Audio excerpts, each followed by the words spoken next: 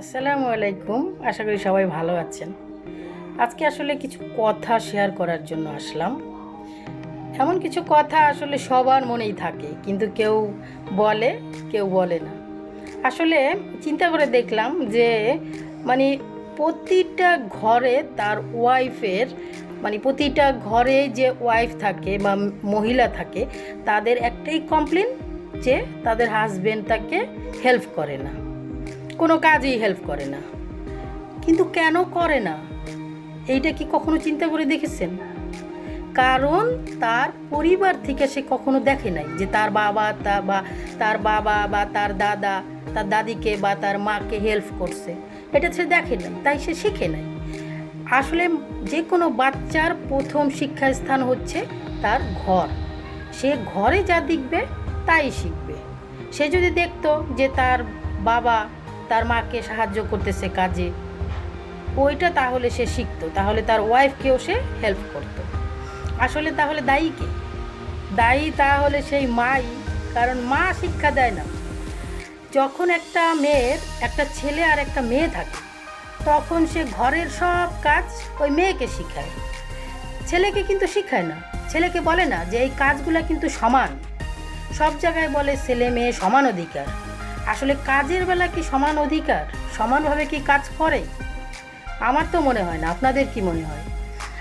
যদি ওই মা তার মেয়ে সন্তানকে যেমন ঘরের কাজ শেখায়, রান্না শেখায় বা কাজে হেল্প করা শেখায়, তাহলে ওই একই সাথেই তার ছেলেকেও শেখানো উচিত যে তুমিও হেল্প করো, তুমিও আমারে হাঁড়ি পাতিল ধোয়া, রান্না করা, পানি ঢালা বা যে কাজগুলো মেয়েকে শিখায়, ওই সেম কাজগুলো যদি ছেলেকেও শিখাইতো, তাহলে সে বুঝতো যে না, কাজ কখনো আলাদা হয় না।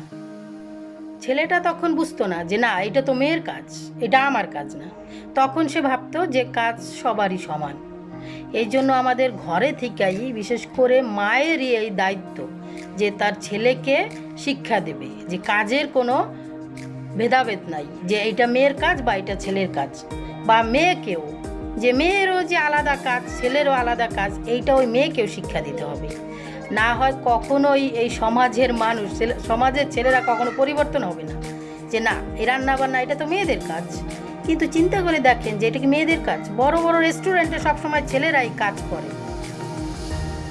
বড় বড় রেস্টুরেন্টে যদি ভালো শেফ যারা, বিশেষ করে বেশিরভাগই কিন্তু ছেলেরা, তো ওখানে যদি তারা কাজ করতে পারে, তো ঘরে নয় কেন? ঘরে শুধু মহিলারা সারাদিন কাজ করবে, পুরুষরা একটু হেল্প করে না। তাদেরও কাজ অবশ্যই, তাদের গুরুত্বপূর্ণ কাজ বাহিরে অবশ্যই, কিন্তু ছুটির দিনেও তো একটু হেল্প করতে পারে। আর সেই হেল্প করার মনোভাবটা আসবে ফ্যামিলি থেকে। যদি তার মা তাকে সেইমভাবে রান্নাবান্না সব কিছু যেমন একটা মেয়েকে শিখায়, তেমনও যদি একটা ছেলেকে শিখায়, তাহলে এই ভেদাভেদটা আস্তে আস্তে কমে যাবে। তাহলে ওই ছেলের পরবর্তীতে যে ওয়াইফ আসবে, মেয়েটা, সে একটু শান্তি পাবে। তার মানে একটা বাচ্চাকে গড়ে তোলার পেছনে তার মার একদম 99% ভূমিকা রাখতে হয়। বাবারা আসলে অতটা ভূমিকা রাখতে পারে না, কারণ আল্লাহ তাআলা তাদেরকে ওই শক্তিটা দেয় নাই। একটা বাচ্চা লালন পালন করা একটা মেয়ে যেভাবে পারে, ছেলেরা ওইভাবে পারে না।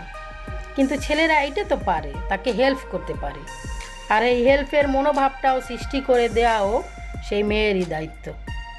তার মানে শান্তিতে থাকতে হলে, কোনো কিছু ভালো কিছু করতে হলে, তার মেয়ের ভূমিকাই এখানে অপরিহার্য। কিন্তু সমাজে সেই মেয়েদেরই অবহেলিত, সেই মেয়েদেরই সবাই কষ্ট দিয়ে বেড়ায়, যারা তাদেরকে এত কষ্ট করে মানুষ করে, এত কষ্ট করে শিক্ষা দেয়। আর সেই মাকেই কিছু কিছু কুলাঙ্গার আছে, এত কষ্ট দেয় যা বলার মতো না। খুবই কষ্ট লাগে যখন কোনো মাকে কষ্ট দেয় কেউ। যেমন দুনিয়াতে ভালো মানুষ আছে, তেমন কিছু খারাপ মানুষও থাকবে। তো ভালো থাকবেন, একটু চিন্তা করে দেখবেন। ছেলেদেরকে বলছি, একটু চিন্তা করে দেখবেন যে আপনার সামান্য একটু হেল্পে আপনার ফ্যামিলিতে আপনার মা, আপনার বউ কতটা শান্তি পায়। আপনি একটু হেল্প করবেন, দেখবেন আপনি অনেক দোয়া পাবেন। আর মা আর বউয়ের দোয়া যদি আপনার সাথে থাকে তো আপনি সারা পৃথিবী জয় করতে পারবেন। ভালো থাকবেন। আল্লাহ হাফেজ।